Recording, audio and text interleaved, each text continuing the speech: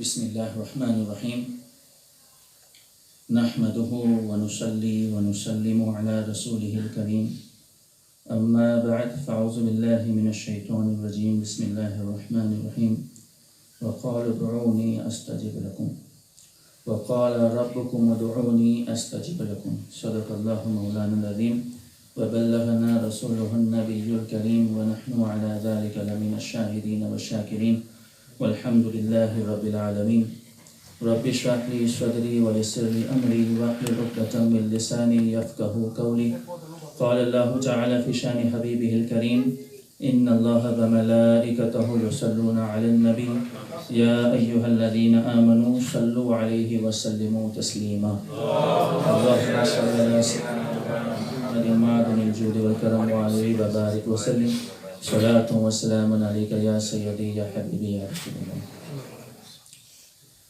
واہ کیا جود و کرم ہے شہ بدھا تیرا واہ کیا جود و کرم ہے شہ بدھا تیرا نہیں سنتا ہی نہیں مانگنے والا تیرا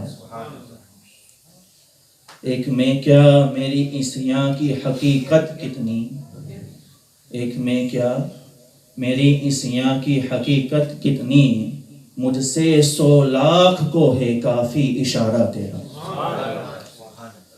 چور حاکم سے چھپا کرتے ہیں یا اس کے خلاف چور حاکم سے چھپا کرتے ہیں یا اس کے خلاف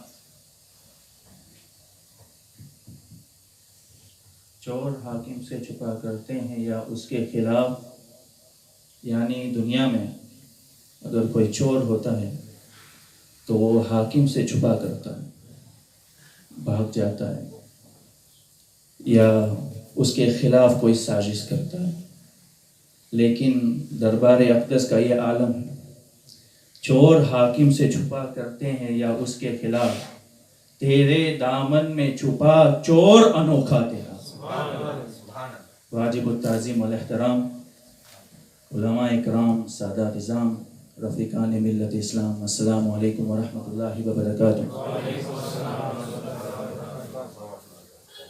سب سے پہلے اللہ تعالیٰ کی حمد و ثنا جو خالق کائنات ہے مالک شش جہات ہے درود و سلام ہو اس ذات اقدس پر جو جانے کائنات ہے جانے ایمان ہے جانے جان ہے ہم امت کے مددگار ہیں خطا کاروں کے سہارا ہیں حضرت احمد مصطفیٰ محمد مصطفیٰ صلی اللہ تعالیٰ علیہ وسلم آپ کے ساتھ درود و سلام ہو آپ کے آل پر آپ کے اصحاب پر اولیاء کرام پر حضور صلی اللہ علیہ وسلم کی تمام امت پر آج 29 رات رمضان المبارکہ جو شب قدر کی راتوں میں سے ایک رات گنی جاتی ہے اور یہ اصل میں غلط خیال ہے کہ جب عید کا موقع آتا ہے تو اب شیطان کی طرف لوگ رجوع کرتے ہیں شیطان کے بارے میں کہتے ہیں کہ شیطان کھل گیا شیطان آزاد ہے بلکہ یہ نہیں دیکھتے کہ خدا کی رحمت کا دروازہ ابھی بھی کھلا خدا کی رحمت کا دروازہ ابھی بھی کھلا ہے اور کھلا ہی رہے گا قیامت تک انشاءاللہ تعالی تو اسی عنوان پر فقیر نے یہ سوچا کہ کیونکہ یہ آخری راتیں ہیں شب قدر کی اور رمضان المبارکہ کے اختتام اور عید الفطر کی جو بڑی رات ہے وہ کل رات ہے تو اسی عنوان پر انشاءاللہ ہم یہ دعا کے بارے میں کچھ میں عرض کروں گا کہ ہم سب نے ماشاءاللہ تلاوتیں سنی تراویح پڑھی لیکن ابھی بھی دعا کا جو عالم ہے وہ ابھی بھی جاری اور ساری ہے کیونکہ جیسے میں نے کہا کہ اللہ کی رحمت کا جو دروازہ ہے وہ ابھی بھی کھلا ہے کوئی مایوس نہ ہو جائے کہ شیطان اب کھل گیا یا آزاد ہو گیا. یاد رکھیں اللہ تعالیٰ خالق و مالک ہے. وہ جس کو چاہتا ہے اس کو شیطان پر قابو عطا فرماتا ہے. تو انشاءاللہ کچھ عنوان دعا پر میں آپ کے سامنے عرض کروں گا. بہت ہی آسان سی گفتگو ہے انشاءاللہ، تاکہ آپ سمجھ میں آ جائے اور حفظ کر لیں انشاءاللہ. دعا کے بارے میں ہم دعا کرتے ہیں نماز کے بعد، رمضان میں، اور ہر محفل کے اختتام پر ہم دعا کرتے ہیں الحمدللہ. لیکن اس بات پر ہمیں غور و فکر کرنا چاہیے کہ اصل میں دعا کیا ہے. اللہ تعالیٰ نے قرآن مجید میں ارشاد فرمایا وَقَالَ رَبُّكُمُ ادْعُونِي أَسْتَجِبْ لَكُمْ، اور تمہارے رب نے فرمایا وَقَالَ رَبُّكُمُ ادْعُونِي أَسْتَجِبْ لَكُمْ، اور تمہارے رب نے فرمایا مجھ سے دعا کرو میں تمہاری دعا قبول کروں. مجھ سے مانگا کرو میں تمہارے دامنوں کو بھر دوں گا. مجھ سے پکارو میں تمہارے جتنے بھی حاجات ہیں، جتنے بھی پریشانیاں ہیں، سب دور کروں گا. تو یہ اللہ تعالیٰ کا وعدہ ہے، اور کبھی بھی اللہ تعالیٰ اپنے وعدے کے خلاف نہیں جاتا. تو وقال ربکم ادعونی استجب لکم، مجھ سے دعا کرو میں تمہاری دعا قبول کروں گا.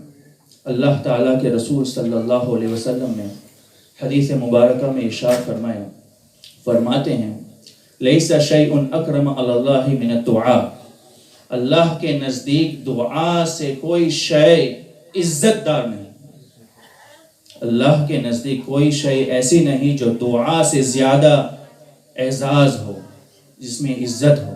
مزید ارشاد فرماتے ہیں حضور اقدس صلی اللہ علیہ وسلم الدعاء المخ العبادہ، دعا عبادت کی جان ہے، دعا عبادت کی مغز ہے، اصل ہے دعا عبادت کی. مزید فرماتے ہیں حضور اقدس صلی اللہ علیہ وسلم الدعاء صلاح المؤمن وعماد الدین ونور السماوات والارض، دعا مومن کا ہتھیار ہے، دعا مومن کا ہتھیار ہے، وعماد الدین، اور دین کا ایک ستون ہے، ونور السماوات والارض، اور زمین و آسمانوں کا نور ہے.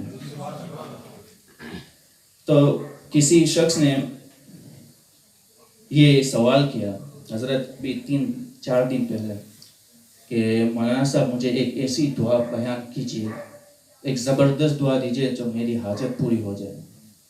تو اس پر جواب یہ تھا، فقیر نے عرض کیا کہ جناب سب دعا جو ہوتی ہیں وہ زبردست ہوتی ہیں. جتنی بھی دعا حدیث مبارکہ قرآن شریف میں وارد ہیں وہ سب زبردست ہوتی ہیں. بات یہ ہے کہ آپ کے دل میں اللہ تعالیٰ کا یقین کتنا زبردست ہے. اگر یقین ہوگا تو جو بھی دعا مانگیں گے سب قبول ہوگی. تو یہ بات ہے. تو اس عنوان پر 3 باتیں میں آپ کے سامنے پیش کرنا چاہتا ہوں. انشاءاللہ آپ اس کو حفظ کر لیں، اور آپ اپنے بچوں کو بھی یہ تربیت دیں کہ جب بھی دعا کریں یہ 3 باتوں کا خیال رکھیں انشاءاللہ. سب سے پہلی بات، جب بھی آپ دعا کریں تو دل سے دعا کریں. آج زبانوں سے دعا ہوتی ہیں، صرف زبانیں ہلتے ہیں، دل میں حرارت پیدا نہیں ہوتی. جب دل سے دعا کی جاتی ہے تو عرش اعظم ہلتا ہے. دل سے دعا کریں تو اللہ تعالیٰ قبول فرمائے گا. جب دل سے دعا کی جاتی ہے تو جو الفاظ نکلتے ہیں اس کا عالم بھی نرالا ہوتا ہے. ایک صحابی تھے، مسجد النبوی شریف کے کونے میں دعا فرما رہے تھے، دل سے دعا فرما رہے تھے، اور یہ جملے فرمایا اللہم انی اسألک بانک انت اللہ لا الہ الا انت. اے اللہ میں تم سے مانگتا ہوں، اے اللہ میں تم سے مانگتا ہوں کیونکہ تو میرا جو اللہ ہے. میں تم سے مانگتا ہوں کیونکہ تو میرا جو اللہ ہے اور تیرے علاوہ کوئی لائق عبادت نہیں. اے اللہ میں تم سے مانگتا ہوں کیونکہ تو نے مجھے پیدا کیا، تو نے مجھے رزق دیا، تو نے مجھے شفا دی، تو نے سب کچھ دیا. اے اللہ میں تم سے مانگتا ہوں کیونکہ تو میرا اللہ ہے. حضور اقدس صلی اللہ علیہ وسلم نے صحابہ اکرام سے ارشاد فرمایا کہ جاؤ اس کونے میں ایک بندہ بیٹھا ہے، اس کو بشارت دے دو کہ اللہ تعالیٰ نے اس کی دعا قبول کی. جب دل سے دعا کی جاتی ہے نا تو اس کا عالم ہی کچھ اور ہوتا ہے. دل سے دعا کرنا کچھ اور ہے، زبان سے دعا کرنا کچھ اور ہے۔ اسی لیے حضور اقدس صلی اللہ علیہ وسلم نے شب قدر کی راتوں میں یہ دعا کرنے کو ایڈوائز کیا ہے، نصیحت فرمائی ہے، اللہم انکا عفو تحب العفو فاعف عنی، اے اللہ تو معاف کرنے والا ہے اور تمہیں معاف کرنا پسندیدہ ہے تو مجھے معاف فرما دے۔ کیا سبحان اللہ، کیا عالم ہے۔ تو جب دل سے دعا کی جاتی ہے تو دعا بلا شک و شبہ قبول ہوتی ہے۔ یہ پہلی بات ہے، یاد رہے گی انشاءاللہ۔ جب دعا کریں دل سے دعا کریں۔ حضور صلی اللہ علیہ وسلم نے ارشاد فرمایا ہے کہ جو دعا افطار کے وقت کی جاتی ہے وہ قبول ہوتی ہے۔ تو کل بھی ایک افطاری ہے انشاءاللہ، تو یہ آپ یاد رکھیں، جو بھی مرادیں ہیں، جو بھی حاجات ہیں، سب دل سے مانگیں۔ اس شان کریمی کا دروازہ ابھی بھی کھلا ہے اور کھلا ہی رہے گا، رمضان ہو یا نہ ہو۔ اللہ تعالیٰ نے ارشاد فرمایا ہے، حدیث قدسی ہے کہ اللہ تعالیٰ کے پاس ایک کتاب ہے جس میں اللہ تعالیٰ نے لکھا ہے کہ میری رحمت میرے غضب پر قابو ہے، میری رحمت میرے غضب پر قابو ہے۔ اللہ اکبر، اللہ کی رحمت وسیع تر ہے۔ تو یہ سب سے پہلی بات تھی، جب دعا کریں دل سے کریں۔ اس کی علامات بھی علماء اکرام فرماتے ہیں کہ جب دل سے دعا کی جاتی ہے تو الفاظ بھی نرالے ہوتے ہیں اور آنسو جاری ہوتے ہیں۔ یہ ایک علامات ہے۔ دوسری بات اور بہت اہم ترین بات ہے کہ جب دعا کے لیے ضروری ہے، اس کی قبولیت کے ضروری ہے کہ آپ کا جو رزق ہو وہ حلال ہو۔ آپ جو کھاتے ہیں، پیتے ہیں، جو کماتے ہیں، جو پہنتے ہیں، وہ سب حلال ہو۔ حضور اقدس صلی اللہ علیہ وسلم نے ایک شخص کے بارے میں ارشاد فرمایا، یطیل السفر، ایک شخص تھا جو لمبی سفر کر کے آیا، الرجل یطیل السفر اشعث اغبر یمد یدیہ الی السماء یا رب ومطمع الحرام ومشرب حرام وغذی بالحرام۔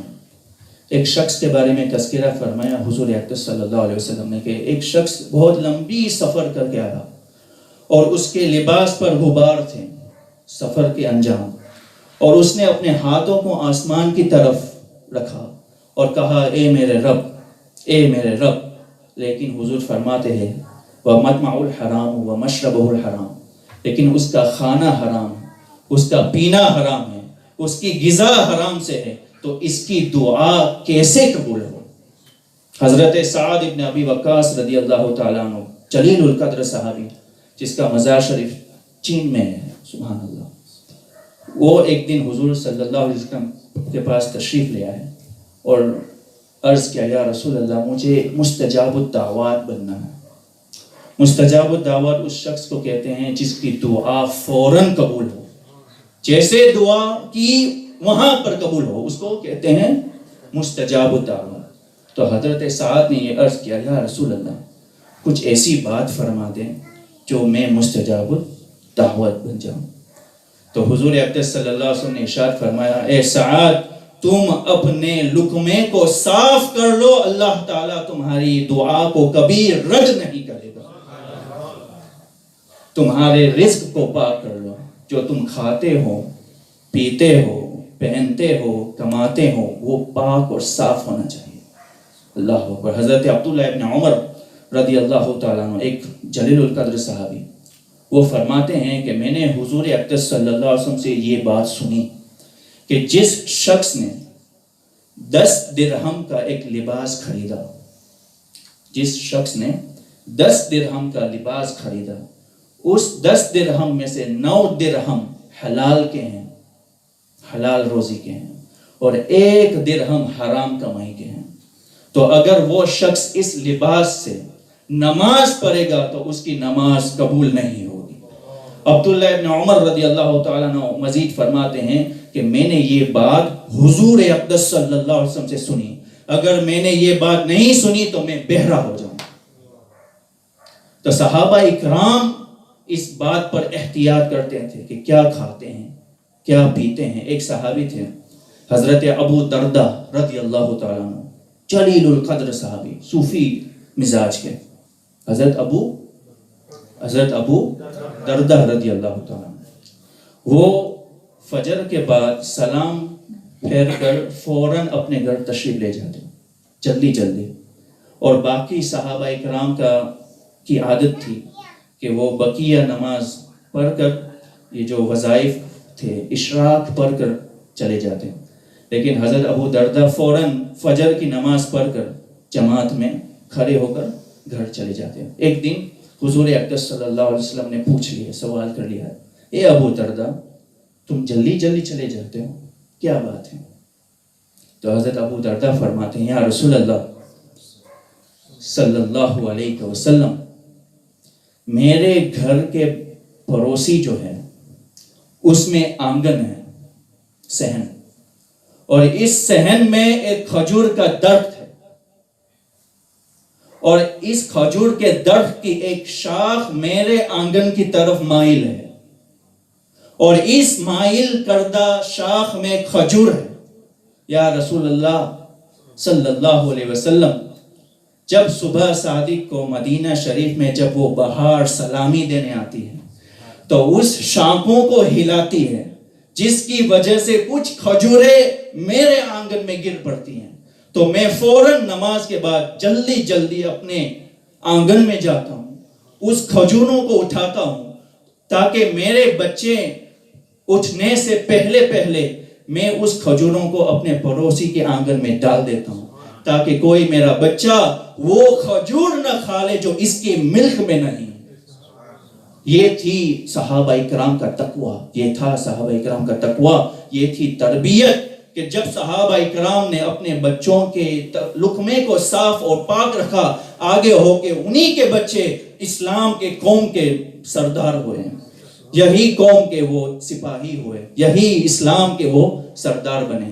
جب آپ اپنے بچوں کی تربیت یہاں سے کریں گے، جب وہ چھوٹے ہوں تو اس کا لقمہ صاف اور پاک رکھیں گے، آگے ہو کے وہ قوم کے امام بنیں گے، وہی بچے آگے ہو کے اللہ کے ولی بنیں گے. جب لقمہ صاف ہوگا تو پھر نتائج بھی صاف ہوتے ہیں.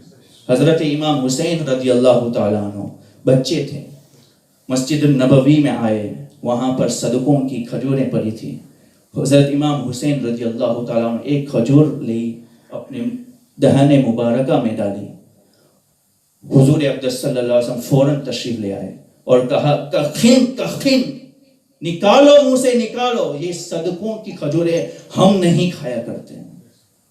جب امام حسین بچے کے عالم، یہ آپ کی بچپنا ہے، جب آپ کا بچپنا یہ تھا کہ آپ کا لقمہ صاف اور پاک رہا، تب وہ بڑے ہوئے اور امام حسین بنے، اور جب آپ شہید کر دیے گئے اور آپ کا جو سر مبارک ہے وہ نیزوں پر رکھا گیا، تو یزیدیوں نے سنا امام حسین کی زبان سے کلام الہی جاری ہے. جس زبان کو پاک و صاف رکھا گیا بچپن میں، وہی زبان نیزے کی توق پر کلام الہی سنا رہی ہے. اللہ اکبر. یہ ہے نتائج. جب آپ کی رزق پاک ہو، آپ کا جو کھانا پاک ہو، پینا پاک ہو، کمانا پاک ہو، تب اللہ تعالیٰ آپ کی دعا ضرور قبول کرتا ہے. تو پہلی بات کیا تھی؟ جب دعا کریں دل سے کریں، اخلاص سے کریں. دوسری بات حلال روزی، بہت اہم ترین بات ہے. اور تیسری بات توسل. جب آپ دعا کریں تو کسی بزرگ کے پاس جائیں اور کہے کہ وہ آپ کے حق میں دعا کریں، کیونکہ کسی بزرگ کو آپ کے حق میں دعا کرنے میں اللہ تعالیٰ جلدی فوراً قبول کرتا ہے. یہ ایک ایسا مسئلہ ہے جس کو کہتے ہیں وسیلہ. کسی کے پاس جانا، یعنی جو شخص نیک ہو، پرہیزگار ہو، اس کو کہنا کہ آپ میرے لیے دعا فرمائیں، اس کو کہتے ہیں وسیلہ، اس کو کہتے ہیں توسل. ایک شخص تھا بغداد شریف میں، تاجر تھا. وہ اپنے شیخ حضرت شیخ احمد، شیخ حماد دباس رحمت اللہ تعالی علیہ کے پاس حاضر ہوا. تاجر تھا. اس نے کہا، یا حضرت مجھے ملک شام جانا ہے، بغداد شریف ہے، مجھے ملک شام جانا ہے تجارت کے لیے، آپ اجازت فرما دیں۔ وہ پہلے کا ماحول تھا، جب جو بھی کوئی شخص کچھ بھی کرتا پہلے اپنے شیخ سے اجازت فرماتا، پہلے اپنے شیخ سے اجازت حاصل کرتے تاکہ اس میں برکت ہوتی ہے۔ تو حضرت حماد دباغ اپنے زمانے کے بھی کتب تھے، انہوں نے آسمانوں کی طرف آنکھیں لگائی اور پھر کچھ دیر توقع کیا اور پھر فرمایا کہ تم مت جاؤ، اگر تم جاؤ گے تو تم قتل کر دیے جاؤ گے، تمہارا مال لوٹ لیا جائے گا، تم نہ جانا کیونکہ تمہاری تقدیر میں یہ لکھا ہے۔ تو وہ بیچارہ مرید تاجر تھا، وہ مایوس ہو کے اپنے شیخ کی خانقاہ سے باہر نکلتا ہے کہ راستے میں حضرت غوث اعظم ملتے ہیں، شیخ عبد القادر جیلانی، ان کی جوانی کا عالم ہے، 25-30 برس کے تھے اس وقت بغداد شریف میں۔ حضرت شیخ عبد القادر جیلانی غوث اعظم دیکھتے ہیں کہ کوئی شخص مایوس سا آ رہا ہے، پوچھ لیا کیا بات ہے؟ تو اس مرید نے کہا کہ میرے حضرت نے یہ کہا ہے، منع فرما دیا سفر کے لیے۔ تو حضرت شیخ عبد القادر جیلانی غوث اعظم فرماتے ہیں کہ کوئی بات نہیں، تم جاؤ، اللہ تعالیٰ تمہاری تجارت میں برکت عطا فرمائے۔ تو وہ شخص حضور غوث اعظم کی یہ جملہ سن کر وہ چلا جاتا ہے ملک شام میں، وہ خوب کماتا ہے، منافع کماتا ہے، برکت ہوتی ہے، واپس آتا ہے بغداد شریف۔ دوران سفر واپسی میں وہ کہیں جگہ پر ٹھہرتا ہے اور کہتا ہے کہ چلو یہاں پر ٹھہرتے ہیں ایک رات کے لیے، پھر سفر کرتے ہیں اگلے دن۔ تو وہاں پر وہ سو جاتا ہے، اس کے خواب میں یہ منظر دیکھتا ہے کہ ایک ڈاکوؤں کا قافلہ آتا ہے اور اس کا مال لوٹ لیتا ہے اور اس کے سینے میں خنجر لگاتے ہیں اور اس کا قتل ہو جاتا ہے۔ جیسے خنجر اس کے سینے میں لگتا ہے اس کی آنکھ کھل جاتی ہے۔ تو دیکھا الحمدللہ خواب تھا، حقیقت میں خواب تھا، پریشان ہو گیا، پسینہ ہو گیا، لیکن الحمدللہ خواب تھا۔ چلو ہم واپس چلے جاتے ہیں بغداد شریف، اپنا مال لیا، واپس چلے گئے اور اپنے شیخ حماد دباغ کی یہاں پر پہلے حاضری دیتے ہیں اور کہتے ہیں السلام علیکم شیخ، میں واپس آ گیا صحیح سلامت، آپ نے تو کہا تھا کہ مجھے ایسا ہوگا، میں تو صحیح سلامت ہوں حضرت، دیکھیے۔ تو حضرت شیخ حماد دباغ مسکرا اٹھے، فرماتے ہیں کہ تم جاؤ شیخ عبد القادر کے پاس اور ان سے پوچھو کہ تم کیوں صحیح سلامت ہو، تم ان سے پوچھو کیوں صحیح سلامت۔ وہ چلے جاتے ہیں حضور غوث اعظم کے پاس، حضور غوث اعظم کے پاس چلے جاتے ہیں، پوچھتے ہیں یا شیخ کیا معاملہ ہے؟ تو حضرت غوث اعظم ارشاد فرماتے ہیں کہ سنو، تمہارے شیخ نے جو کہا تھا حق کہا تھا، جو تمہارے ساتھ ہونے والا تھا وہی ہونے والا تھا، تمہاری تقدیر میں یہی ہونے والا تھا کہ تم قتل کیے جاؤ گے، تمہارا مال لوٹ لیا جائے گا، تمہارے سینے میں خنجر ڈالا جائے گا، لیکن میں نے اپنی رب کی بارگاہ میں تمہاری حق میں دعا کی اور میں نے 70 مرتبہ تمہارے حق میں دعا کی کہ اللہ تعالیٰ نے میری دعا قبول فرما لی اور تمہاری حقیقت کو خواب میں متبدل فرما دیا۔ اللہ اکبر، کیا دبے جس پہ حمایت کا ہو پنجہ تیرا، شیر کو خطرے میں لاتا نہیں کتا تیرا۔ اللہ اکبر، یہی کہتے ہیں توسل۔ اگر یہ عالم ایک ولی کی زبان کا عالم یہ ہے، نبی کی زبان کا عالم کیا ہوگا؟ اسی لیے ہم یا رسول اللہ کہتے ہیں، یا غوث اعظم کہتے ہیں، یا غریب نواز کہتے ہیں۔ ہماری مراد یہی ہوتی ہے کہ کاش ان ہستیوں میں سے کوئی ہستی ہمارے حق میں دعا فرما دے تو وہ ان کی ہستی کی دعا اللہ تعالیٰ کبھی رد نہیں فرماتا ہوں۔ یہی توسل ہے کیونکہ ان کی زبانوں میں اللہ تعالیٰ نے مقبولیت کے جلوے رکھے ہیں۔ تو یہ 3 باتیں تھیں میں نے آپ کے سامنے عرض کی۔ پہلی بات، جب دعا کریں دل سے دعا کریں۔ دوسری بات، رزق حلال۔ اور تیسری بات، توسل، ذریعہ، وسیلہ۔ جب بھی کریں وسیلے سے دعا کریں۔ انشاءاللہ جب یہ 3 باتیں آپ کی دعا میں شامل ہوگی، آپ کی دعا کبھی رد نہیں ہوگی۔ اللہ تعالیٰ سے دعا ہے کہ ہماری دعاؤں کو قبول فرمائے، اور جو بھی کلمات میں نے اس نعت میں کیا کچھ نہیں، لیکن جو بھی کلمات میں نے آپ کے سامنے رکھیں اللہ تعالیٰ قبول فرمائے اور ہماری دعاؤں کو قبول فرمائے، ہمارے روزوں کو، تلاوتوں کو، اور جتنے بھی ہم نے اس رمضان میں محنت کی ہے سب قبول فرمائیں۔ جزاک اللہ خیر، وما علینا الا البلاغ۔